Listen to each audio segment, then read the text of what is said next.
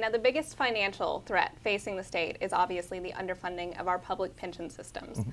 We made some legislative changes, which you've discussed before, and it's not going to be fixed overnight. But you've also said that you are not in favor of bonding. So what specific changes or reforms would you push for to make sure that the systems are solvent going forward?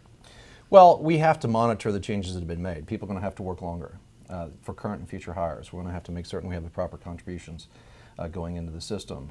We have adhered to the recommendations of the Pew Foundation for the States, which said that the state needed to go to the hybrid system of part defined benefit and part defined contribution.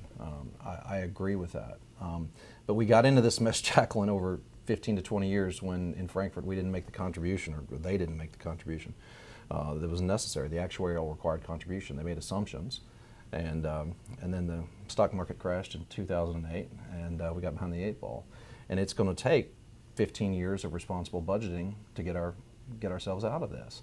And I'm committed to making the full ARC payment, that actuarial required contribution, in each and every budget.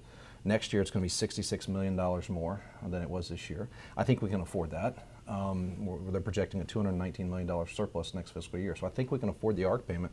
But as we move along, as we work with both parties and both houses in the legislature, we're going to have to look at identifying a dedicated source of revenue, some stream of revenue that'll be there each and every budget cycle so that we can make the payment. I'm not talking about a tax increase. I'm just talking about finding a source of revenue in the state budget that we know is going to that so that we can stabilize that system. And that was my next question. Some people have talked about expanded gaming for that and other ideas. Do you have any idea where you would like to find that dedicated funding? You know, expanded gaming is one opportunity. Look, as Attorney General, I've cut my office's budget by 40%. I've done more with less. And we can find some efficiencies as well in state government and free up some sources of funding. So there are many different ways. You know, money's fungible in the state budget. We can figure that out. But we are going to have to make that payment going forward because our ability to, you know, our financial ratings and our ability to bond and to build for the future depends on it.